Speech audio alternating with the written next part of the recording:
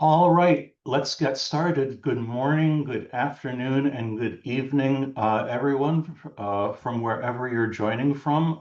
Welcome to this webinar. My name is Max Pensky. I am the co-director of the Institute for Genocide and Mass Atrocity Prevention at Binghamton University, which is the State University of New York here in the United States. I'm very delighted to welcome all of you to this webinar today here in Binghamton, which is located in upstate New York. We are situated on the ancestral territory of the Haudenosaunee Confederacy, and in particular the Onondaga and Seneca nations, both nations which were forcibly displaced by the American settling government. We'll have a lot to say about the process, but first let me turn things over to the co-moderator of today's event, Eugenia Carbone from AIPG. Thank you, Max. Good morning, good afternoon, and good evening, everyone. Welcome, and thank you so much for joining us today. I'm Eugenia Carbone. I'm the Director of Latin American Programs of the Auschwitz Institute for the Prevention of Genocide and Mass Atrocities, and together with Max Pensky, we are the coordination team in the implementation of the Safer Havens project. Before we start, I want to share some technical details with you. As you know, the webinar is being offered with simultaneous interpretation from English to Spanish. So for those who wish to access interpretation, please click the language interpretation icon at the bottom of your screen. Para aquellos que prefieran interpretación del inglés al español, por favor encuentren el icono abajo en la parte de interpretación. Also, the webinar will last 90 minutes and we will reserve time at the end for questions. So you are very invited to submit your questions through the Q&A function, including, please, your name and institutional affiliation. We will do our very best to address as many questions as time allows. Now, we are very pleased for your participation in this webinar, which is not an isolated activity, but a key component of the broader project called Safer Havens that AICHIMAP and AIPG are implementing since 2023. Safer Havens was conceived after a consultation meeting with partners and colleagues from all over the world, where we were all concerned about a shared problem about the global crisis of forced displacement, the need to improve the protection mechanisms against identity-based violence affecting people in human mobility, and the critical need to promote stronger communication and coordination channels between different social actors. This is at the local and national level, but also at transnational and trans-regional levels. Considering that, and through the Safer Havens project, we have facilitated an iteration of 3 workshops, one in Colombia, one in Kenya, and one in Romania, designed to foster intersectoral dialogue among government officials, civil society organizations, refugee-led organizations, universities, and international agencies. After each workshop, we compiled a report summarizing the key outcomes and recommendations that emerged from these dialogues. So in 2023, we held the first workshop in Colombia, mainly around the situation of Venezuelan migrants arriving in Colombia. And in October 2024, we presented a policy report in a webinar that was very similar to this one. Today, we are pleased to share the findings and recommendations that resulted from the workshop that we held in Naivasha, Kenya, in October last week. I'm also happy to share that just last week, we held our 3rd Safer Haven project workshop in Oradea, Romania. So we are starting to process the contributions derived from that meeting. Today, And together with our 4 panelists, we will be exploring and sharing insights of the current situation in Kenya. It is a continuation and follow-up of the discussions we held in Naivasha last year, but also a complement of what you will find in the report that we are releasing today. The report is called Safer Havens, Better Protection for Refugees in Kenya, and we have just shared it with you in our chat. This report is available in English and will be soon available in Spanish, so we invite you to download, read, and share it across your professional and personal networks. Once again, I'm very happy for you to join us. I will now leave the floor to Max and our specialized panelists for starting what I hope it will be a wonderful conversation. Thank you very much, and please, Max, the floor is yours. Thank you very much. I'm going to be very quick because we're all ready to talk about this. We've just dropped the link to the new report below you here in this webinar are, except for the panelists and the staff here at AIPG and IGMAP, the first people in the world to have access to it. So this is a fresh product. We really hope that you are able and interested to take a look at it, read it. It's meant to be used. It's it's got some recommendations that we would love to hear your feedback on. And it was the product of a lot of collaboration, and including a lot of active and ongoing collaboration from our 4 panelists, all 4 of whom are deeply knowledgeable and experienced with all the dimensions of the complicated situation of providing protection for Kenya's refugee population. And I can't wait to introduce them and hear from them. So first of all, let me introduce to you Jessica Otieno. Jessica is a global peace ambassador, social researcher, educator, mediator, and communications expert with over 15 years of experience contributing to peace building in Kenya. Jessica currently serves as head of research for the National Cohesion and Integration Commission, which is located in Kenya's Ministry of the Interior. In this role, she oversees the formulation, management, coordination, and implementation of reserve interventions that promote good relations and harmony amongst different communities living in Kenya. And Jessica has been a very able and active collaborator with us throughout the whole course of the project, including just probably getting over her jet lag from flying back from Romania at the end of last week. So Jessica, welcome. It's delightful to have you here with us again. Abdullahi Borohalake is Senior Advocate for East and Southern Africa at Refugees International. He is an African policy expert with over a decade of experience in security, conflict, human rights, refugee work, and strategic communications. His regional expertise includes deep experience not only in his native Kenya, but also in Somalia, Uganda, Ethiopia, Tanzania, Nigeria, Cameroon, Niger, and Chad on issues including humanitarian aid reform advocacy, which is certainly relevant for our discussion today, internally displaced people, and security.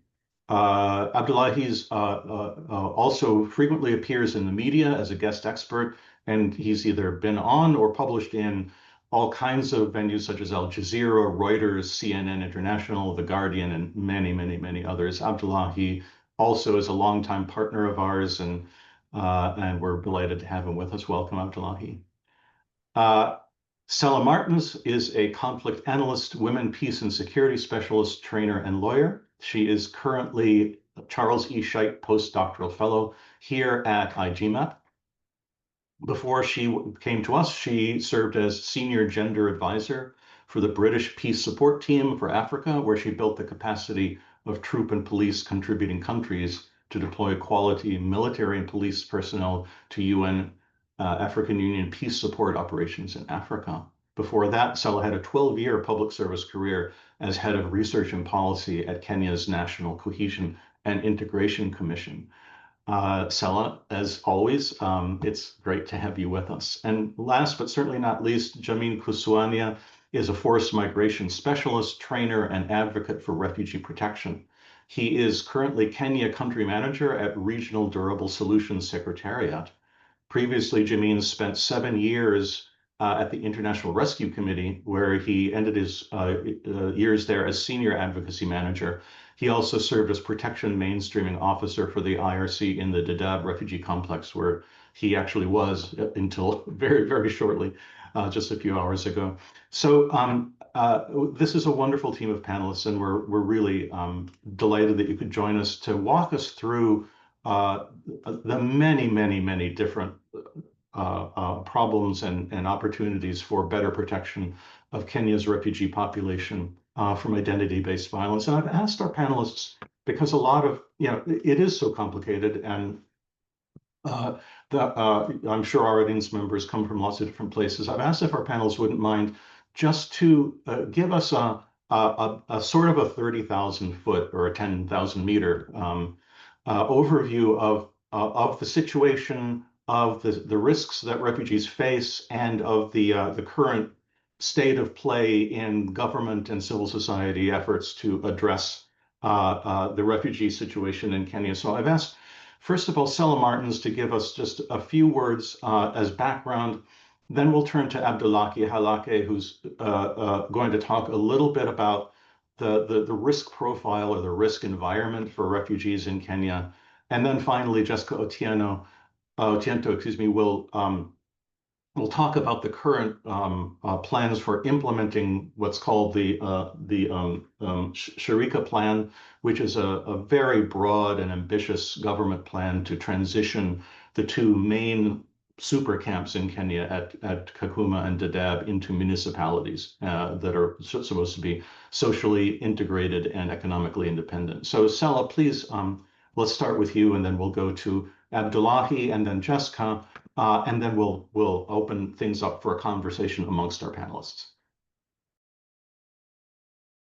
Okay, thank you very much, and welcome to this workshop. So I'll just give you a quick background on refugee issues in Kenya.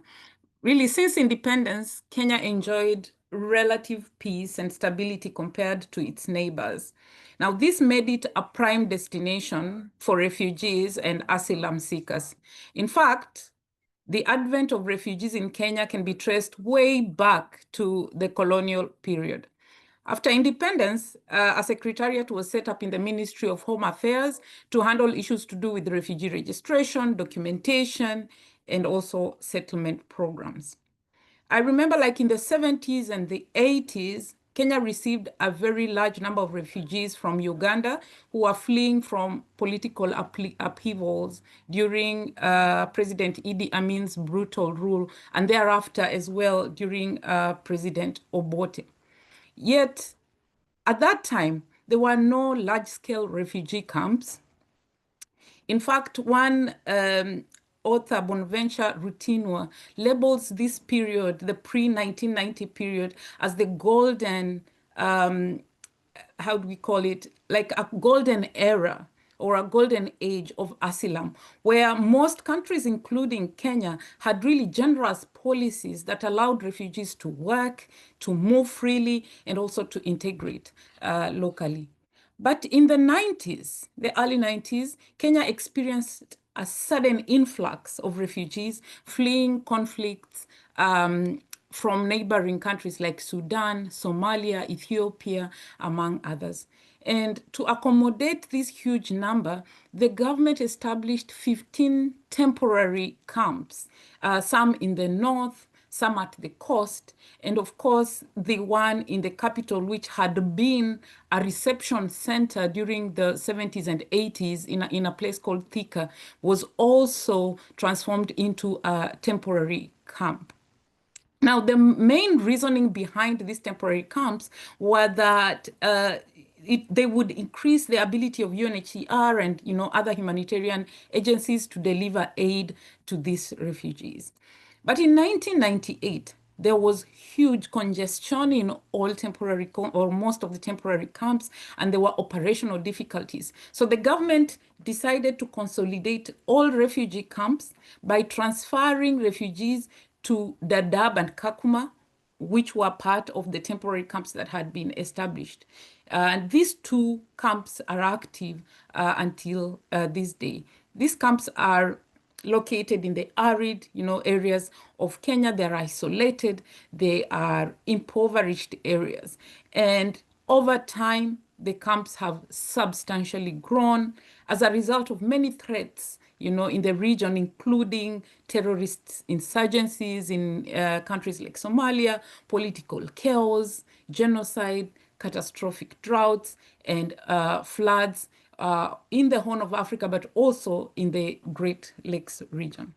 So Dadaab camp, for example, hosts an overwhelming majority of people from Somalia, but also some few refugees from the Democratic Republic of Congo, Ethiopia, Sudan, South Sudan, and Burundi.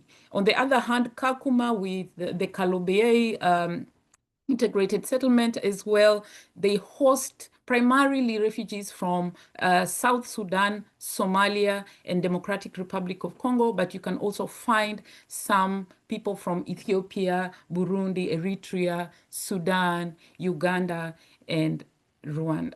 Now, this refugee inflow continues, so refugee population still grows. Just 2 months ago in August of this year, the IOM reported, for example, 7,700 people who were fleeing intense fighting in Somalia's Gedo region into Kenya through Mandera.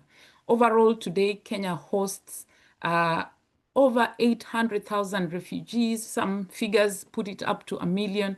And this is about the 5th largest refugee population in Africa and the 13th largest refugee population globally. So this is the context within which we'll be speaking about today.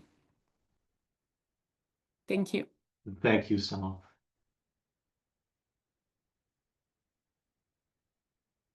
I think, Mark, in the spirit of you saying we should speak to get to each other rather than waiting to be introduced, let me take the liberty of go second.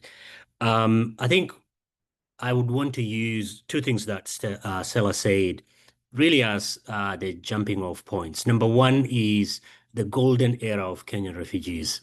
There are people of certain age who, when you speak to, they remember very fondly the 1970s when Kenya accepted so many refugees from Uganda.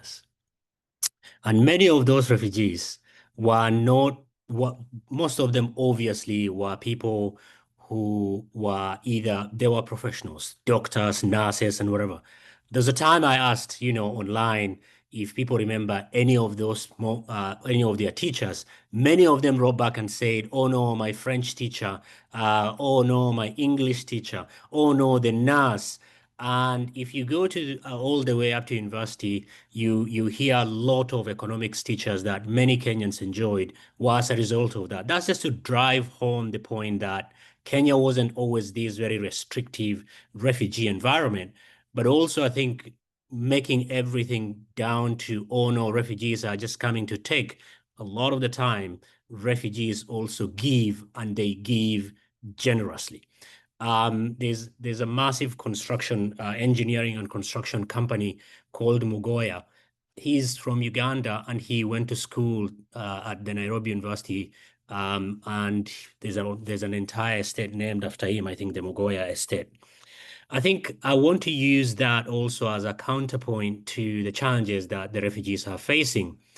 Because of the way the refugee situation is finally finds durable solution is through 3 ways. One is when the country where they originated from, return to normalcy and they go back, safe returns.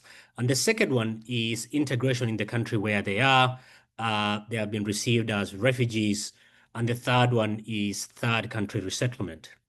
But now increasingly, even if it was only slightly under 1%, because as per the UN Refugee Agency, the pathway to resettlement into the third country is that door is completely shut.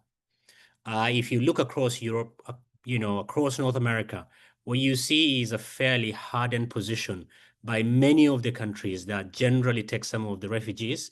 That is gone now. And the danger with that is twofold. One, what happens in most of these countries tend to travel. You hear when Donald Trump says he's going to build walls, you hear countries like Malawi saying we are building walls to prevent people from refugees from coming here. The second one that is closely aligned with that is, it is the question, the donors are also these countries. So with Donald Trump, it's not just the United States. You see it in the UK, you see it in Germany, you see it with Scandinavian countries. All of them, to a huge degree, they have decreased the amount of funding that they give, and that number will go down. So what you're left with is, for instance, in the Kenyan case, this couldn't have come at a worse time because Kenya is transitioning away from its incumbent policy where care and maintenance of the refugees was already expensive, and it was predominantly being paid for by the donors who are saying now, we're not only not paying for that, we are also not allowing people to leave to come and be here and resettled. So what you are left with is integration, but integration is very, very difficult. For a country like Kenya, all you need to do is just look at the unemployment levels. All you need to do is just look at the debt to GDP ratio, which is a good indicator of how much of what the government collects or produces it gives out in debt to repay that debt. So that kind of situation is really generating a lot of anxiety. We've seen, I think, 3 protests because of aid cuts to the refugees that we've witnessed already.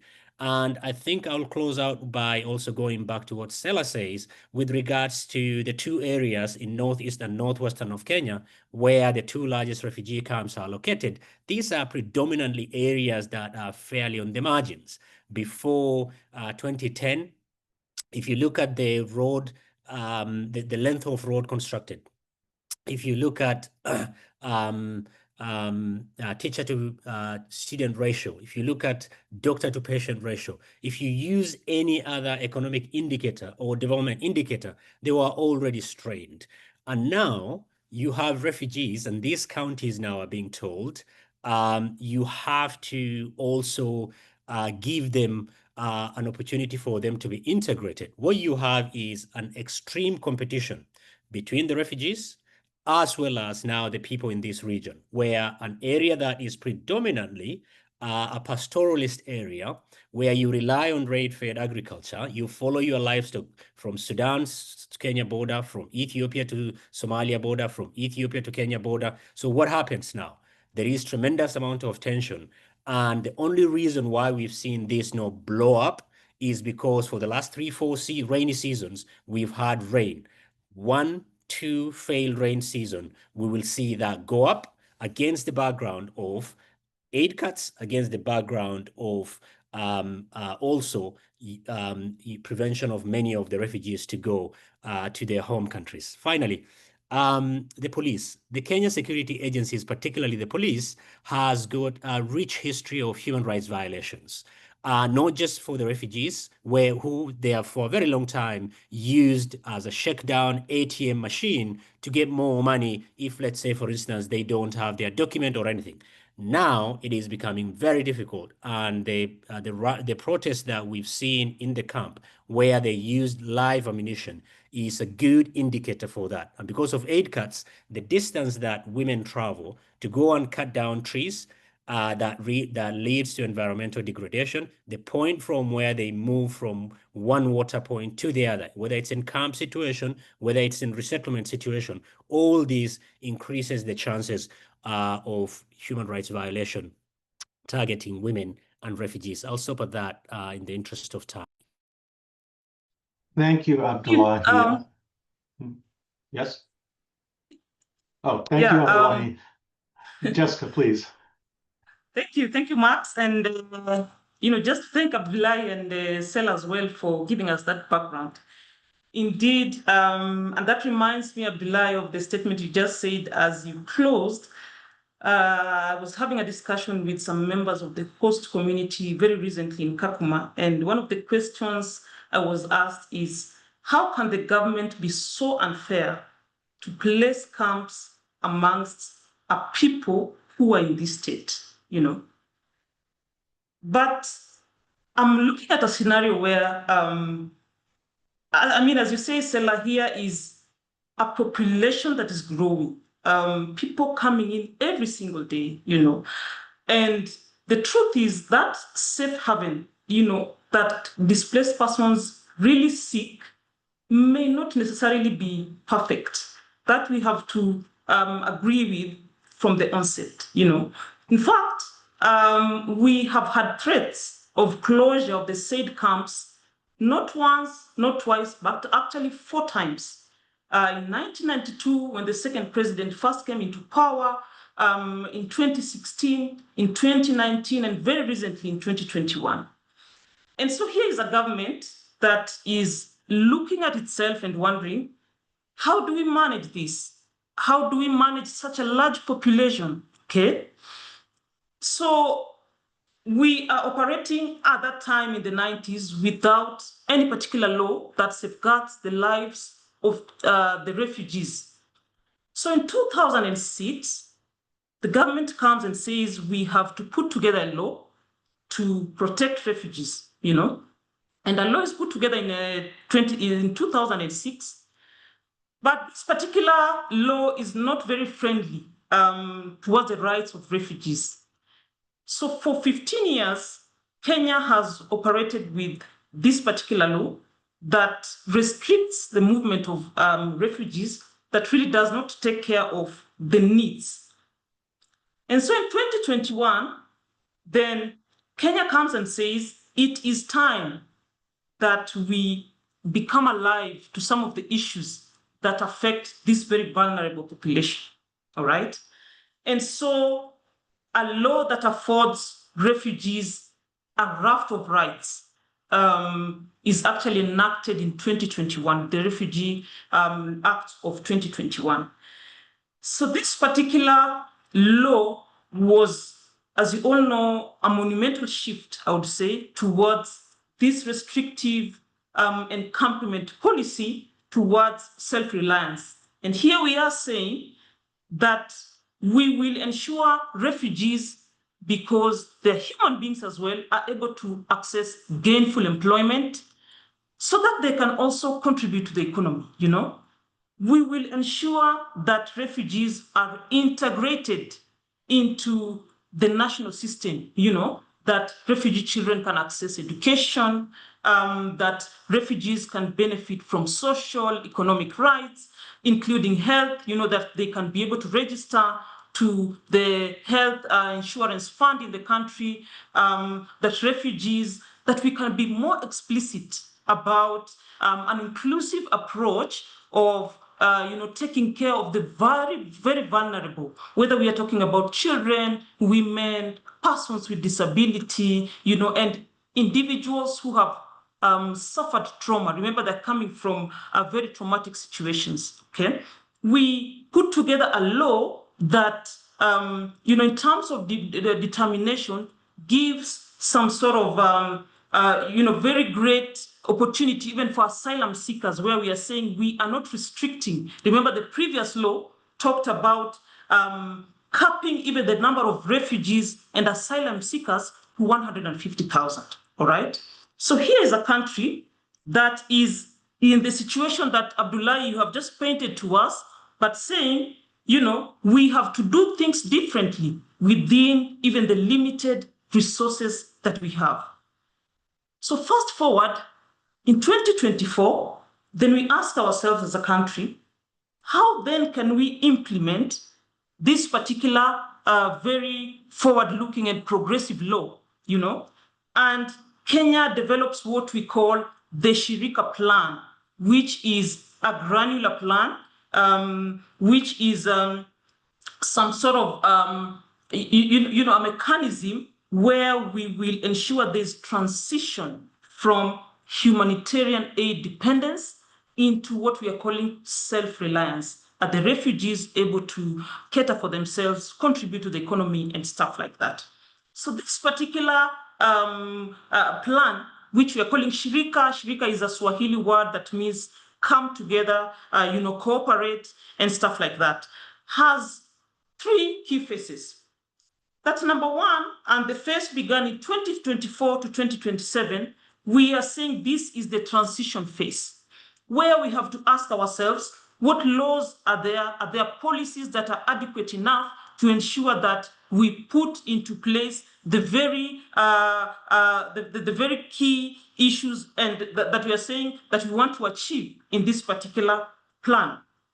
Then the second phase is the stabilization phase, where we are saying we must now mobilize for resources. We must now ensure that we have the institutional capacity to take forward this particular plan that we have. And then finally, we have the resilience phase, which is from 2032 to 2037, where we are saying we must now ensure that we can sustain ourselves, that we have multiple revenue streams, that we are able to now cater ourselves, and not just the refugees, but also the host community. So, friends, you will agree with me that this is a very progressive plan. Some would call it we are biting more than we can chew, but Kenya is at a point where we are asking ourselves, what options do we have? The UNHCR has come out, for example, and said that we cannot continue like this. There is dwindling donor aid. How then can we ensure that we sustain ourselves? There's a law in place, but we must ensure that it is really implemented. And I know, Jamin, you've been very key in terms of even developing this particular act. I would want to know what your thoughts are in terms of how then do we go forward in terms of implementing this.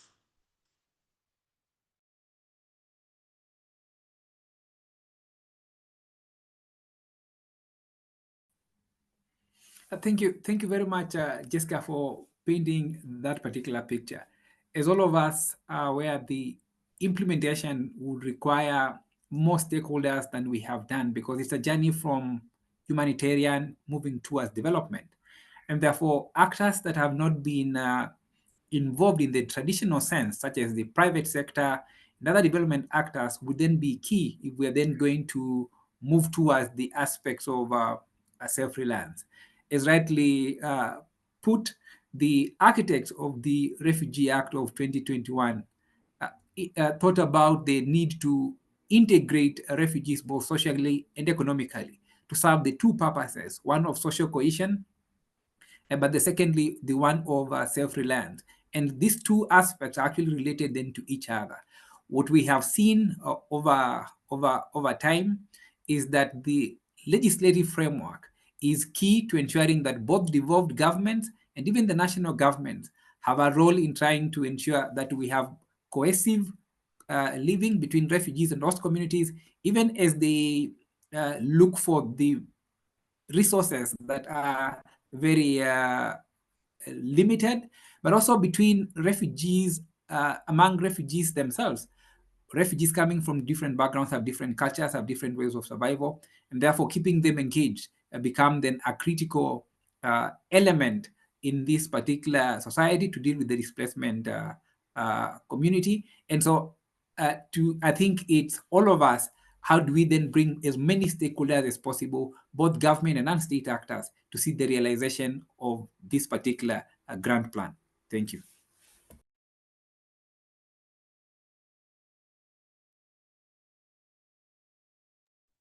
So, Jamin, just to jump in, you have spoken about social and economic integration.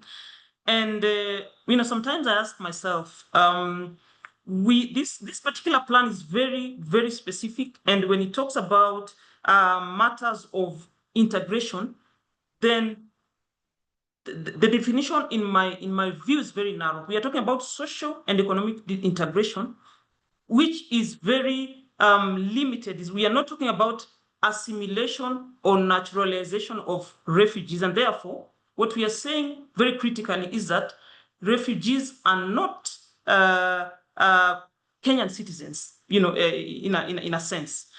One of the issues that I've seen within the camp and within the area, specifically maybe Kakuma, and people are saying, how then do we contribute to the economy? How then do we pay taxes, for example? Yet we do not have representation. We will not have political representation in a sense, yet we are here contributing to the economy. I don't know, what do you say, Jamin? Great. I think those concerns are genuine because local integration in the very ultimate of it being a durable solution, as Abdullahi highly highlighted, would need us then moving toward the aspects of persons are naturalized where they have run to, but then we have people are able to go back home or people are resettled. And in that way, then displacement comes to an end and therefore becomes a durable solution. But I must admit that we have an exclusion in terms of social exclusion, economic inclusion, and even the aspects of naturalization. And I give it to the Kenyan government that we are making steps, but first beginning with the aspect of the social, beginning with the aspect of the economic inclusion. Within economic inclusion and the Refugee Act of 2021 that Kenya made in Section 35 acknowledges the need to include refugees in social and economic development plans. And that is already happening, and Shirika Plan creates the foundation for this, and therefore they would be able to participate in the economy. They can be able then to pay taxes. But I think to look at the situation that let's move systematically, where once we integrate socially, we integrate economically, then we can see whether the Kenyan population is ready then to have the conversation about naturalization and what particular formats of naturalization are then going to happen. But I agree, it's a ripe conversation, especially having had refugees for the last 3 decades, most of them born here. It's something that the Kenyan government, I think, should be able to have this conversation in the coming years. Well, that's a great finality. I want to pick up from the point where you talk about Shirika Plan's focus on particularly economic integration, which in my view sort of sidelines or gives lesser focus on the social aspect, but not just the social aspects. My interest is more on the risks of identity-based violence. So as Abdullahi mentioned earlier, refugees move from their countries of origin because they are faced by aspects of discrimination, violence, they're vulnerable to issues that make them or force them to flee. Now, along the way, and even in their destination countries like Kenya, these vulnerabilities still exist. And some of what Abdullahi mentioned earlier, like intergroup conflicts, even within the camps where social-political scenes are replayed, like the issues of the Dinka and Nuer from South Sudan in Kakuma, or interclan conflicts between Somali clans in Dadaab, and so on and so forth. You also mentioned, Jamin, the issue of police harassment. We have issues to do with sexual and gender-based violence against women whom you've mentioned have to leave the camps, for example, in search for firewood, water, or other, basic amenities. We also have allegations of sexual violence, particularly in Kakuma, between refugees violating local women, for example. So these are some of the risks that refugees actually face, xenophobia in the whole nation. I don't know if you remember, particularly following the terrorist attacks, where if you got into a vehicle and you saw someone Somali looking, people would actually disembark in the fear that there might be a terror attack, an impending terror attack. So this xenophobia gets worse today because of the political implications that the country is going through, especially after the president decided or made a declaration that vetting will no longer be like a strong focus for northern Kenya, and there is fear that refugees may actually acquire IDs and therefore participate in the political process. So refugees become like a focus or an issue that may be used to politically polarize between, you know, citizens and refugees, and therefore intensify already existing conflicts. And my worry now, coming back to you, and I think Abdullahi could also help me think through this one, how does the Shirika plan help in focusing on issues like this, besides, you know, the economic integration that's, in my view, very clear? How do we see this moving forward? How can we address identity-based violence, or basically leverage what is in the Shirika plan to address these issues?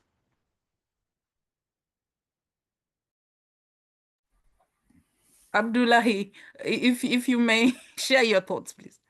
As a resident, Northern Kenya person, let me take this one. I think there are a couple of things, maybe just to step back. The reason why even before the terrorism and counterterrorism that really took root as the language or as the frame to look at the refugees, I think two things are very important here. Number one is the 1963-67 secession or attempted secession with the support of the Somali government of the northeastern part of Kenya to join Somalia.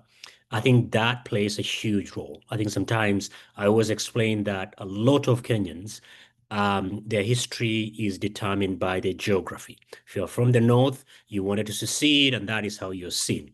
And so the terrorism and counterterrorism, especially after Kenya intervened in Somalia in 2001, did not help at all. But what is really lost in that is that at least almost 48% of refugees are from other countries. If Kenya and Kenyan authorities are really, really, really keen on doing the right thing by the refugees, why don't they integrate the rest? Why don't they integrate the people who are in the northwestern part, that is the Kakuma refugee camp? I think history plays a great deal. The second one that we need not to underestimate, especially as we head into the election, is the economic anxiety that every Kenyan is feeling right now. And whenever something like that happens, the easy scapegoats are the most vulnerable people. And the refugees right now are very easily going to be used in that political football. And I think the president went about it in a very wrong way, because vetting of people who get IDs or people who look like me, much as I'm not a Somali, every single day I'm mistaken for a Somali, and I live with that fact. And it's a good feeling when you go to their restaurant and they think they are one of you and you're served very well. But when I go to government installations and I'm automatically picked on, it feels differently. But the real problem really is that process is fairly administrative. It's got nothing to do with politics. It's a fairly administrative process, and there is a reason for that. For counties that border, right, some of these countries, South Sudan, Ethiopia, and Somalia, the vetting goes a little bit intense. I lost my ID, I think, a couple of years ago. My file, they explained to me that my file has to go to National Intelligence Service for it to be cleared. There were 2-3 boys with me by accident. They were from Mandera. They were chased away. They were told, go and do your vetting elsewhere. So I think that exists. But my problem is not for that process to exist. That needs to be there for national security purpose. My problem is if it is used as part of the political football, then it becomes really, really, really difficult. And when it is instrumentalized and used against vulnerable groups, it's very, very, it won't produce good results. If anything, it really makes things very difficult. I wish Kenyans understood how hard, incredibly hard it is for the refugees to get their refugee ID, not the national ID. It is very, very, very difficult. We have a backlog. Stella, you quoted some data there. We have a backlog of refugees who have not been registered. To me, as somebody who's interested in security, that is a far more security risks. People who have entered the country, their basic biodata has been taken, but they have not been fully enter into the database for them to be given refugee ID, those are people who are more of a risk to the national security than the other one. I'll stop by saying one thing as a question and a comment. My aspect about Shirika Plan is we do not really have an implementation metrics, right? We have a plan, it's very broad, but until we break it down into its components, then it becomes really, really difficult, especially now when there are not many dollars lying around. All the while, things are getting a little bit tense in the camps.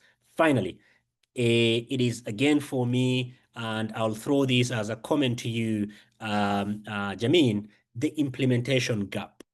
The law's good, Shirika Plan is there, the regulation is there.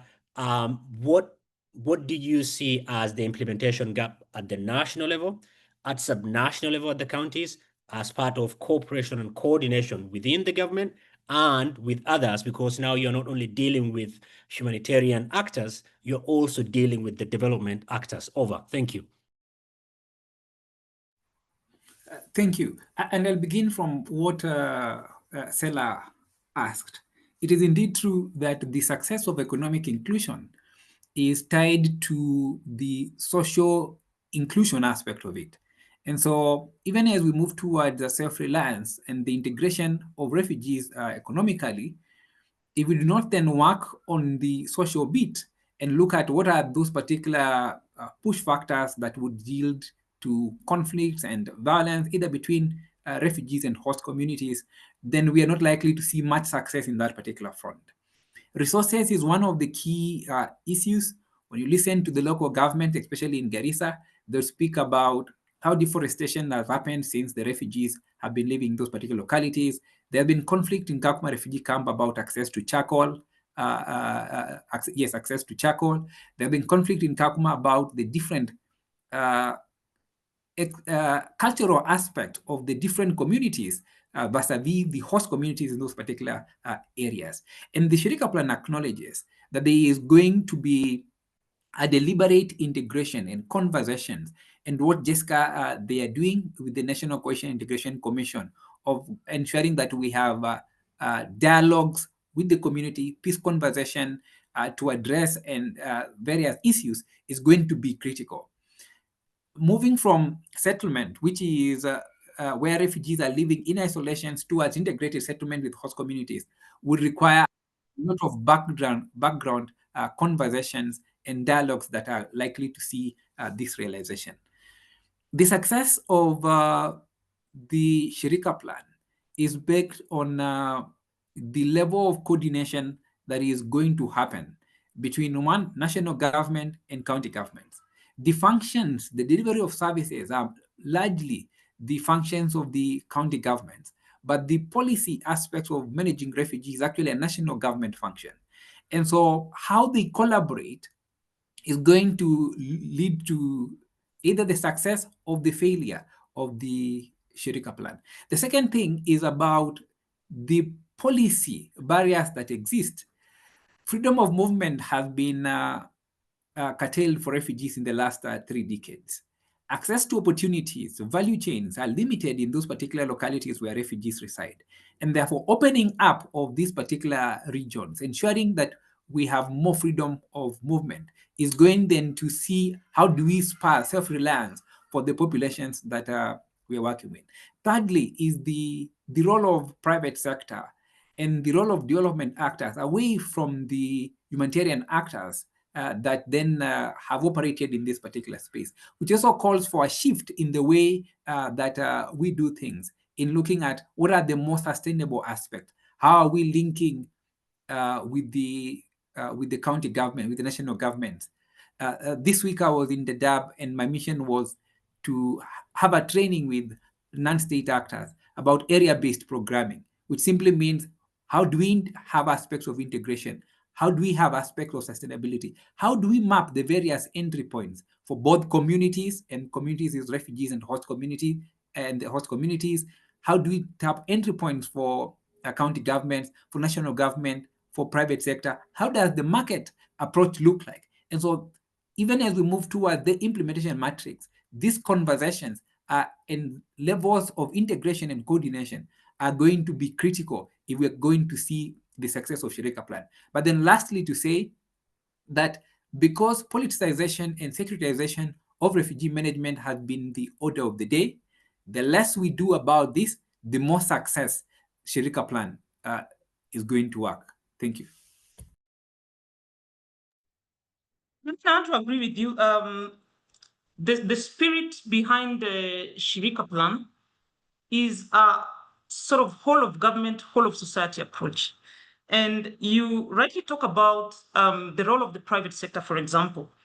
And sometimes I hate to be a pessimist, but sometimes I ask myself, the region, say Turkana Kakuma, for example, have endured, as we have said, profound economic marginalization.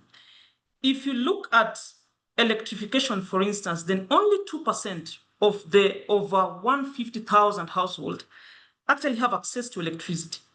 And sometimes you wonder, how then are we going to foster this very massive economic boost if we are talking about an environment that already has deep-seated structural issues?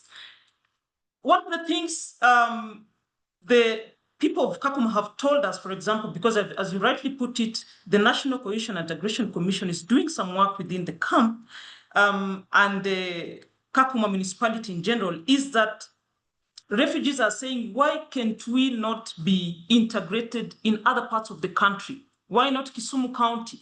Why not Nairobi? Why not Kitale, where is fertile and we can be able to farm, you know? Why choose this area that is already looking like this, all right? And sometimes you have no answer. And the host again asking you, why come and add into the problems that we already have, yeah? But one of the critical things that we must do is to situate this very progressive plan within the law to ensure that we know this country where we have a situation where if there's change in the government of the day, then some policies sort of die a natural death, sadly. If in 2027, which is just a few months to come, and we're already intensely in an election mood, another government comes, I mean, we have seen some of these things before. And therefore, one of the questions we must ask ourselves is, as Abdullahi rightly puts it, where is implementation of this very progressive plan? Those are the key questions that we must ask ourselves. Talking about the land question, for instance, and land in both Turkana and Garissa County is managed through the Community Lands Act. You know, county governments are the custodians of community land. But we know that refugee management is a function of the national government through the Department of Refugee Services.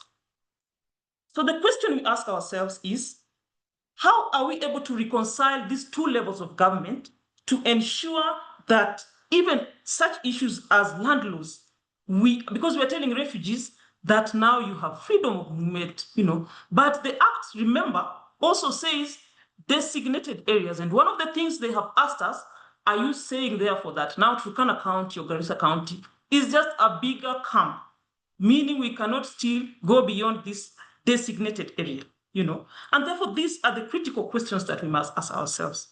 But Abdullahi, I also want to say that Kenya has done a lot of work. Kenya has shown the rest that it is possible. Abdullahi, let us not throw away the baby with the bathwater. Jessica, if you didn't say that today, I would have felt that this conversation has not taken place. I try not to throw the baby with the bathwater because there's no baby and there's no water. I think one of the things that you really touched on, and before we even get into having conversation around, the people in whose name we are all working, the refugees themselves via the refugee-led organization, is the question of land. I think a lot of the time when some of the policies, laws, and regulations are set, we tend to get sucked into the legalese, when ultimately most of these things are political conversations, political reality, political histories, right? Land in the northern part of Kenya, like I said, a lot of Kenya's history is determined by geography. People think just like when during colonial time, the northern part of Kenya is just like one big piece of land where there are no people. Yes, they are less populated than other parts of Kenya for obvious economic and geographical reasons. Oh no, there's no land ownership. You can just go and get land. But really, really, over the last couple of years, the question around land, just like in other parts of Kenya, where, around elections, some of those problems are really amplified. It's coming to the fore. If you look at one of the Kenya's, big, large-scale infrastructure project is Vision 2030, which is, designed to turn Kenya into a middle-class country, economically developed country. And a huge chunk of those large-scale infrastructure projects are in the northern part of Kenya, because in the heads of policymakers, despite many years of independence, that you can just go and take land. And so as a result of that, there has been tremendous amount of land confiscation by the government authorities, non-government organizations, and increasingly what we call community conservancies. And a huge chunk of them, some of them are located in Garissa County. Some of them are located in Turkana County. And these issues will come to the head because of also the lands that are being taken over for the resettlement or the establishment of settlement camps for the refugees. I think that is something that we have to bear at the back of our minds. Like Jessica explained clearly, land in the counties are administered under different laws from the land elsewhere. Especially in these communities, Community Lands Act is the act that governs how land is done. And as a result, there are processes that are circumventing that, including the establishment of a municipal by passing a new set of laws.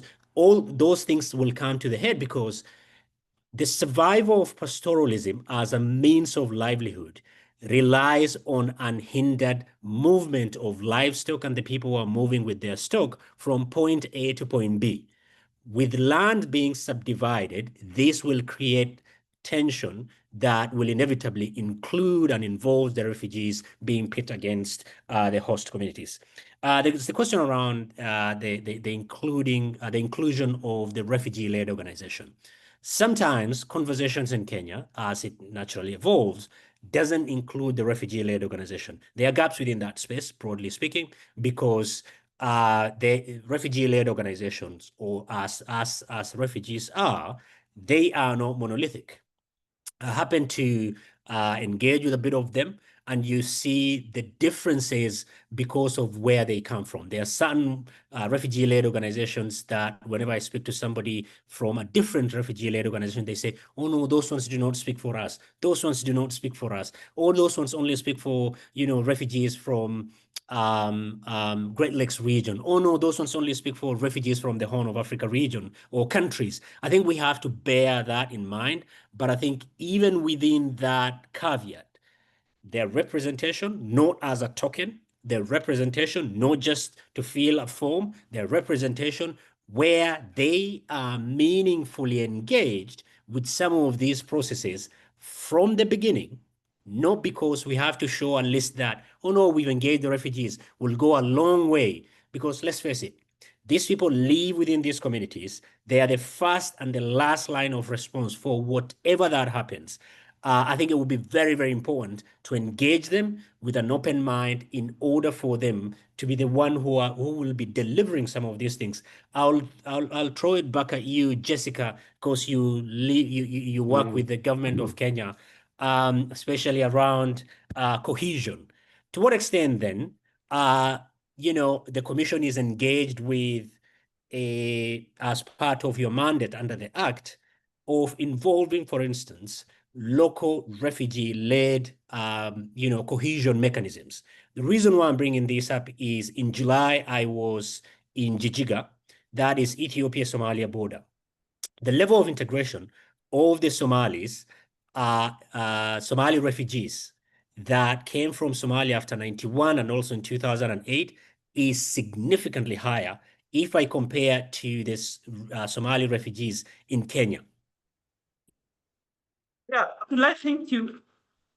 You cannot, as you rightly put it, talk about and work around issues of refugees when they are not involved. So, truly speaking, the commission is working directly with refugees and also the refugee-led organizations. One of the things we are saying is there's need for sensitization. And not just on these issues, but even issues revolving Shirika Plan, because nobody really is clear on what exactly it is. I mean, this is leading to issues, misinformation, disinformation, and even dangerous speech, lack of trust. So what we are saying is that how then are we going to ensure that refugees, even amongst themselves, are able to coexist? We have close to 23 nationalities living within Kakuma camp alone, okay? And therefore, what the commission is doing is that we have put together sensitization programs. One of the things we are doing right now is, first of all, asking ourselves, do we have empirical data on what exactly is taking place there? So there's research going on, really targeting this very population, the refugees themselves, but also the host community that is directly involved. Telling ourselves that we must be able to engage them directly. One of the things we are seeing is that we have deep-seated, very critical cultural issues, talking about the refugees themselves. The Nuer and the Dinka, for example, you know, the issue that are in South Sudan. And anytime there's conflict there, then it is imported to the camp and people start fighting down here. You know, I saw that issue and I was very amazed, okay? So these are things that we are saying that we must work together. There is the Shirika Plan here, but there are these soft issues. How then do we ensure that people can be able to coexist? There's need for coordination, refugee-led organizations, but also the county government, the political class, you know, the communities themselves, stakeholders. There's need to ensure that we really coordinate and cooperate together. Thank you. I'm going to jump in and ask one of the questions that has been submitted by the audience, because I think this question here is directly relevant to what we're talking about. Jameen, I'm sure that you're very qualified to answer it, but also Sela and all of our panels could. It comes from Mohammed Abdi Kadir Ahmed. He writes the following: the Shirika Plan has already negatively affected the most vulnerable refugees. For example, refugees in Category 1, such as those under the DAA, are often the richest people in the camps, while the truly vulnerable individuals are placed in Categories 3 and 4. As a result, refugees are deeply dissatisfied with the Shirika Plan's implementation and fairness. Thank you. I think, and it's true, and for contextual purposes, the DA is a differentiated assistance, which is a mechanism that looks to ensure that people receive access to services based on their need.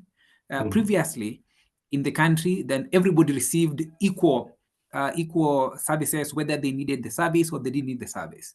But as we transition to, and one example, for instance, is food, that everybody was supposed to receive food from the camp because their refugee status, removal from the list or not, was dependent on whether they picked food or they did not pick food.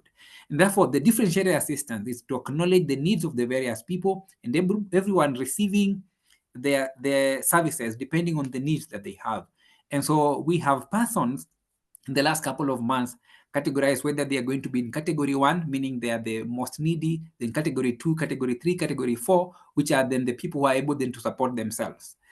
What is happening is that the implementation of Shirika Plan is coming at the background where we have a lot of donor cuts, and therefore the adjustments in terms of the differentiated assistance, at first, the cue was that then we build livelihood opportunities, people are able to support themselves, then you wean people off from then dependent and take them to various categories. What is clear is that, and has been mentioned by Jessica, we do not have proper communication strategy and plans. And so that has been an hindrance in terms of how then do we incorporate what information then goes to the people. But within the differentiated assistance, we equally have a recourse mechanism where persons can be removed from one particular category to another. The problem that we have at the moment is that it takes long for almost a month for people to move from one category to another category. And because this criteria and this category determine access to food, a month is a long period before people waiting to know whether they'll get an extra kilogram of food for their own communities. But yes, we have commitment from government and from the UN on fast-tracking this recourse mechanism so that persons can be placed within the various quotas. But again, the food is not enough. The most vulnerable are only getting 55% of their required food per month. And so the engagement of the various actors, development actors and donors, is going to be important, even as we move towards the journey of implementation, so that the most vulnerable people, the people that we serve, the refugees, do not then end up suffering as a result. Selo? Thank you, Jamin Sel. Yeah, I'll just support what Jamin has said. I think it is one way in which the Shirika Plan looked at how best do we ensure that this transition not only happens successfully, but also efficiently and lasts durably. So the categorization, it may be seen, as a double-edged sword, because in the short term, it kind of introduces the categories between refugees, those that are well-to-do and those that are not. But the intention, from where I see it, is more long-term. So as Jamin has said, we have 4 categories in the Shirika Plan. There are those refugees who are seen to be self-reliant and can therefore be allowed, as the person who asked the question put it, to go outside the camp into the nearest urban centers, again, in a gender-designated area. So they are not meant to move beyond a certain designated area, but they can go into the urban or peri-urban areas, integrate and settle in those areas. But then there's a second category of refugees, category 2, that is seen as those with potential self-reliance. So they are not really self-reliant, but with, for example, targeted skills building and so on and so forth, they can eventually be self-reliant. And the third category is those who are vulnerable. And then the fourth category is those who are extremely vulnerable. Now, the vulnerable and extremely vulnerable groups are actually prioritized for humanitarian assistance, so they can be able to grow into a point where they can rely on themselves. So that's all about those categorizations. I think the intention for me is what needs to count. In the short term, they may have negative consequences in terms of seeing others as richer, well-to-do, and others are less vulnerable, but it's also a categorization that helps the government to focus their interventions towards, specific groups. I wanted to mention a lot earlier, again, just a comment on what my colleagues have mentioned. For those who are attending this webinar, I don't know if you understand just how important land is in the Kenyan context. And most of the conflicts that we have had in the country are actually based on land. And when I say conflicts, I'm talking about internal conflicts in Kenya, like inter-ethnic conflicts. The main or major source of contention between ethnic groups is actually land. And this presents another fracture that may intensify conflicts between, citizens and refugees. So what Abdullahi and Jessica mentioned about land is what I'm referring to. And Kenya has a list of communities. And of course, refugees are not on that list.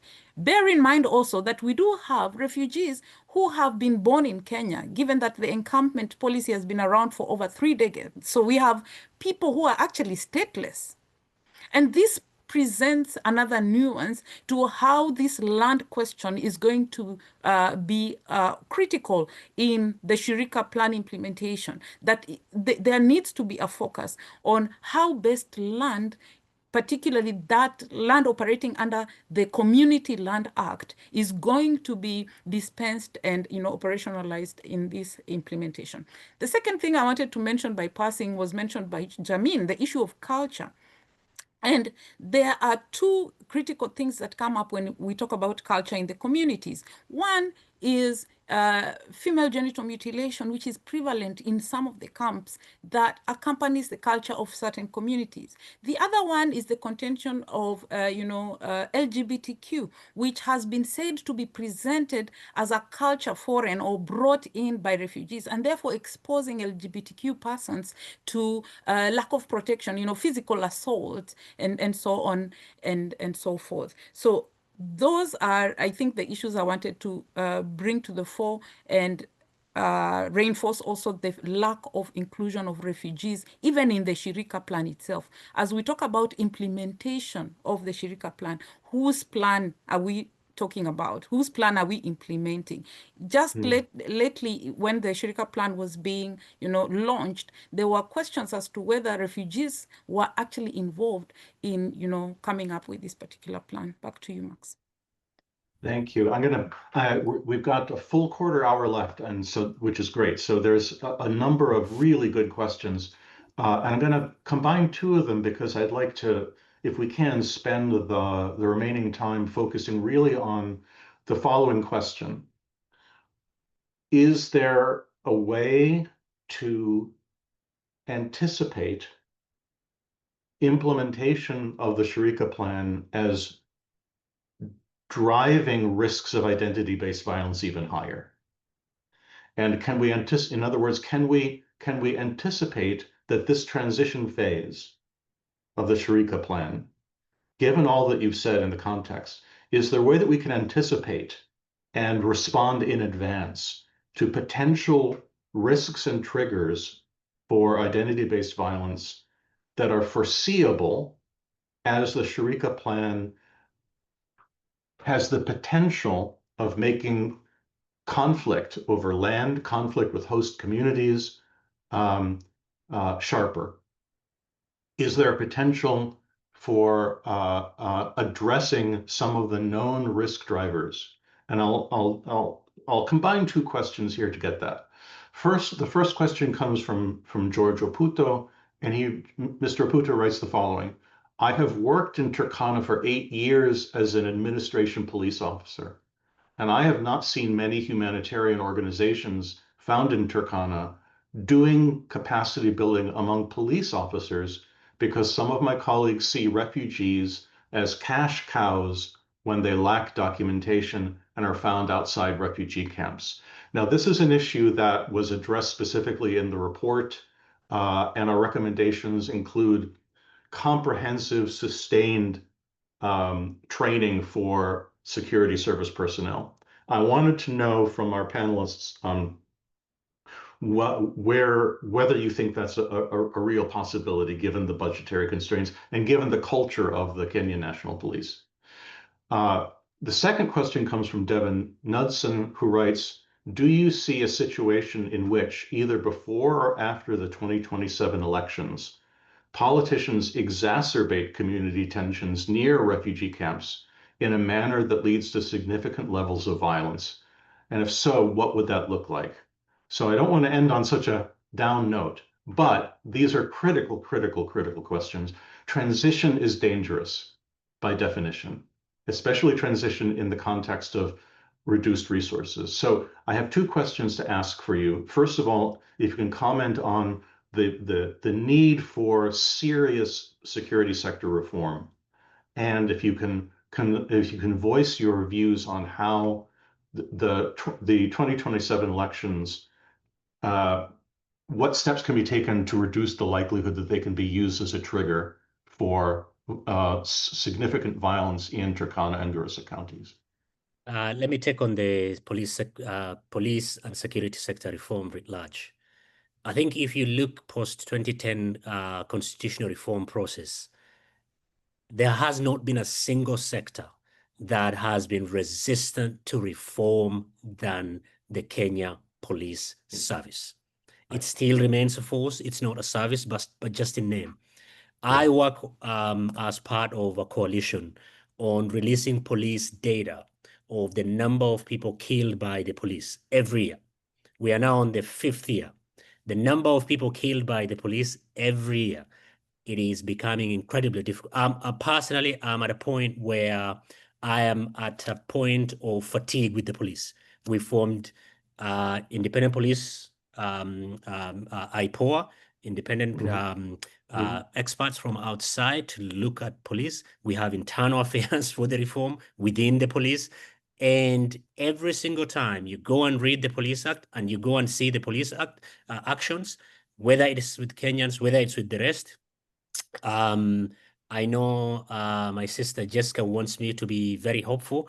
I'll try to be very hopeful, but I think it is very, very difficult. It is not for lack of training. I can guarantee you that. It is not for lack of institution. The amount of money that has been spent in training the police, retraining the police, offering courses, it will be very, very difficult. Again, but we have to live on hope.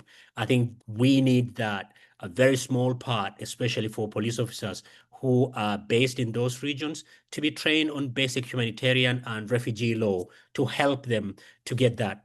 Finally, with respect to what needs to be done between now and elections and probably earlier post-election, what Sela spoke about, 0708 for majority of Kenyans, when at least 30% of people were killed during that violence were killed by the police, all right?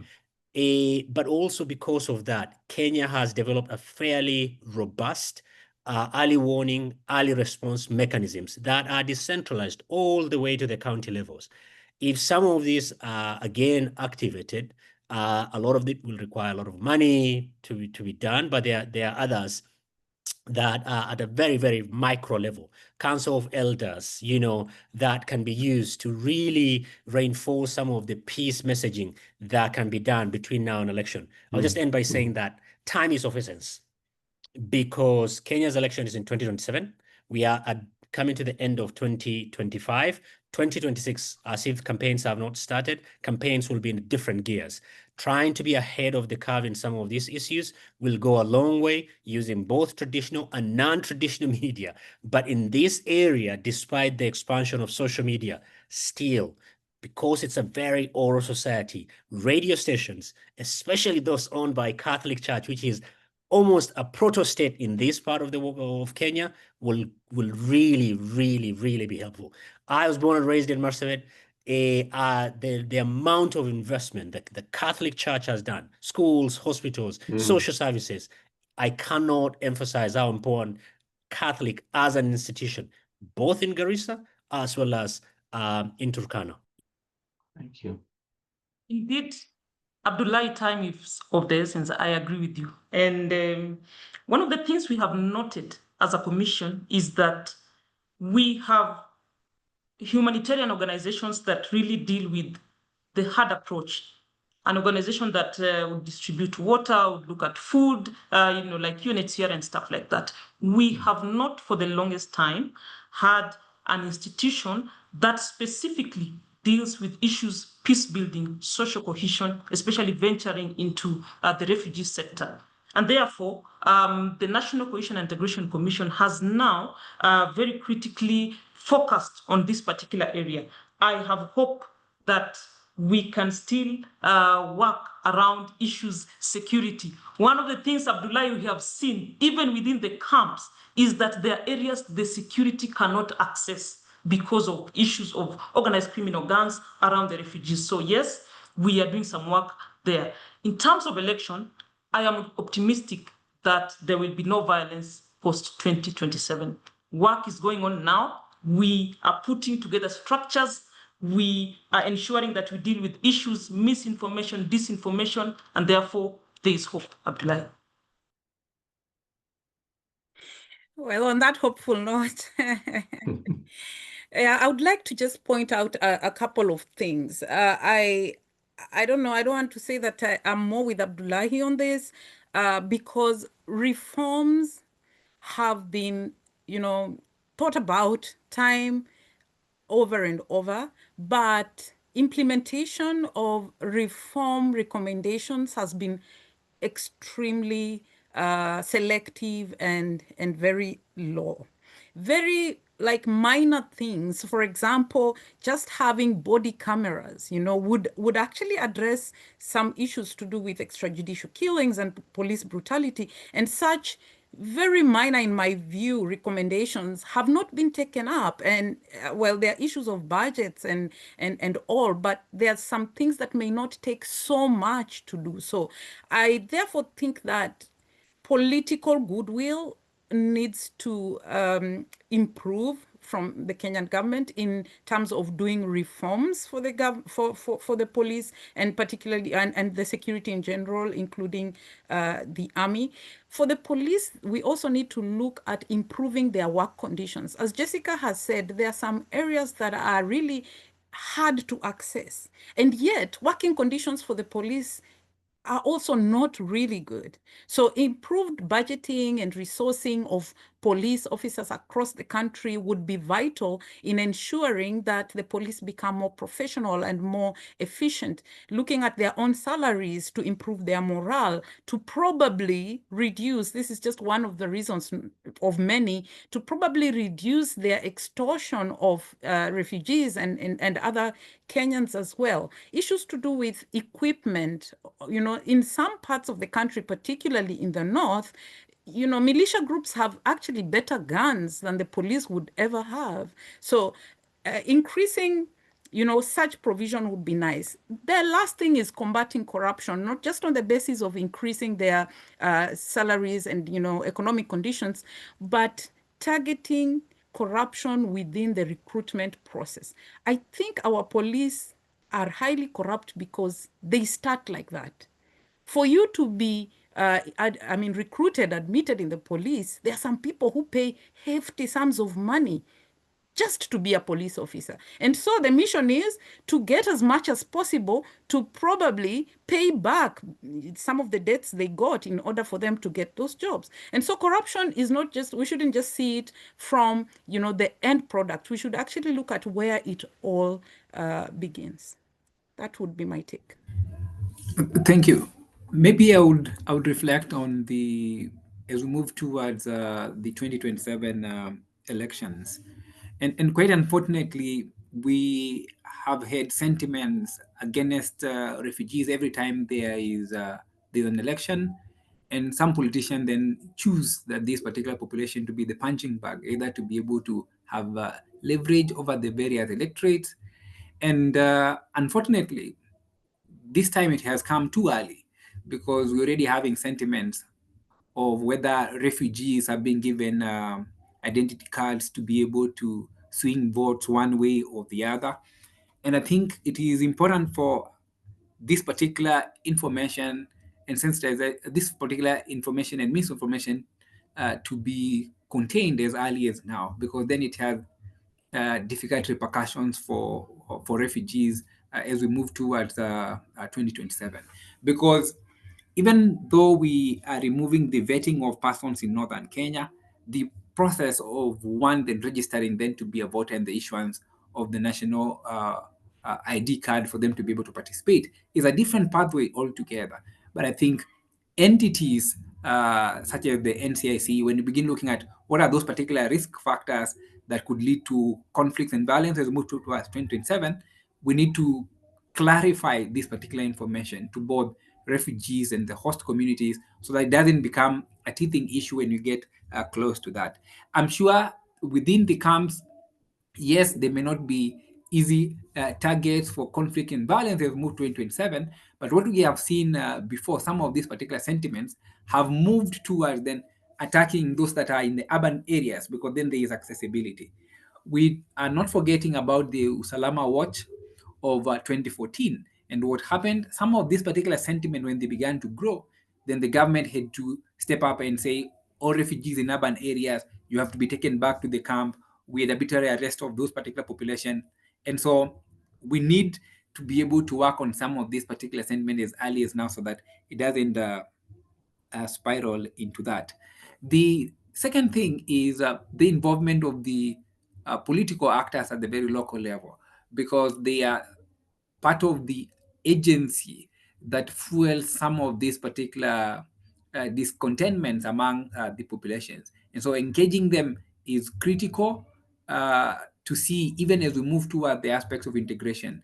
We have a value add that refugees would bring on the table. We have to create opportunities for them. We have seen incidences where they create employment even for host communities, especially in urban areas, and we have immense potential that they can be able to work. And I think this is the conversation, and this is some of the things that we need to highlight, that they are not just a burden that we will need to be able to shoulder, but equally they produce employment to some of the persons that we have. And Isili is one of the areas where we have been able to see this. Thank you.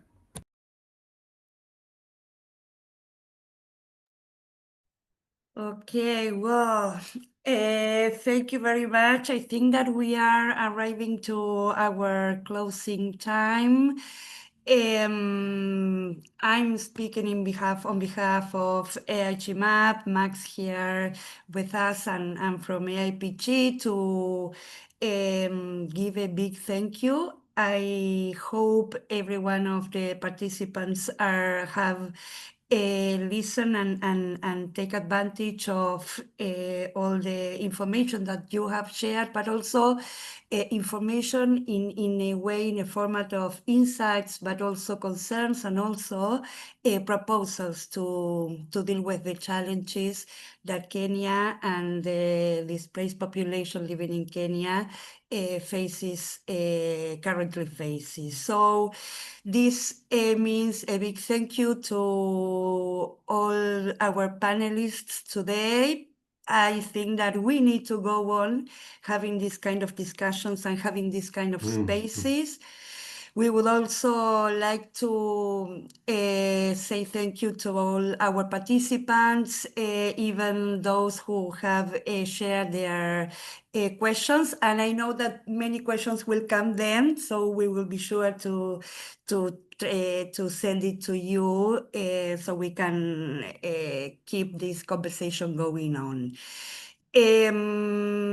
I again invite to read the report and to share this with colleagues and your own networks, professional networks.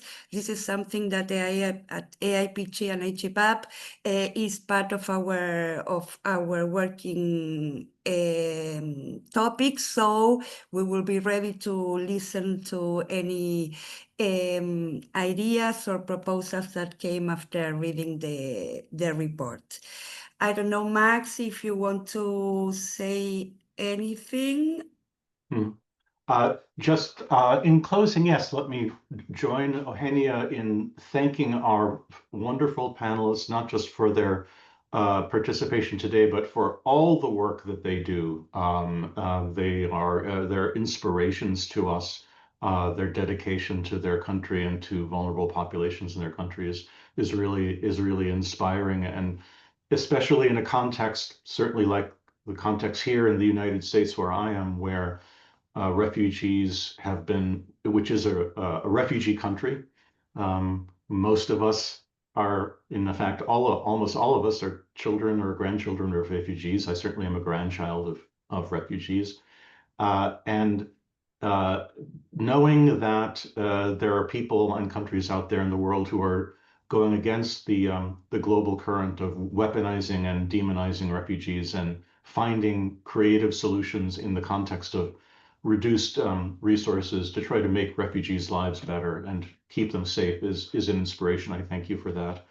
A reminder that the Kenya report is available from the link that we provided you in the chat. If you would like another way of getting it, you can download it both from the AIPG and from the IGMAP website. If that doesn't work still, please give me an email and I will send you the report. Also a reminder that the Columbia report, the report number 1 from this 3-year project is also available on both of our websites.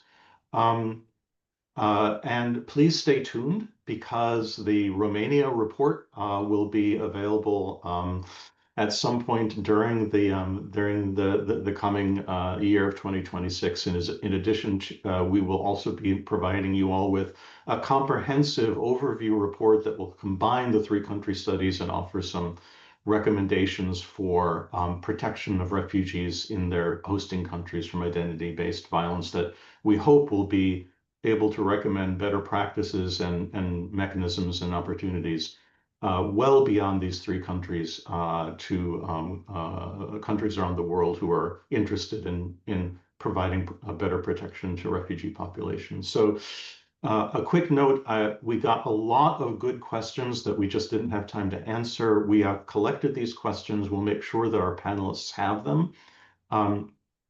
We'll try to coordinate getting you in touch with our panelists if they would be able to provide you with answers to some of those questions, but we do apologize that we weren't able to get to all of them. They were excellent. With that, again, let me join Eugenia in thanking you all, and please keep in touch both with AIPG and with IGMAT for other programming. Thanks a ton, and have a great day from wherever you are. Bye-bye.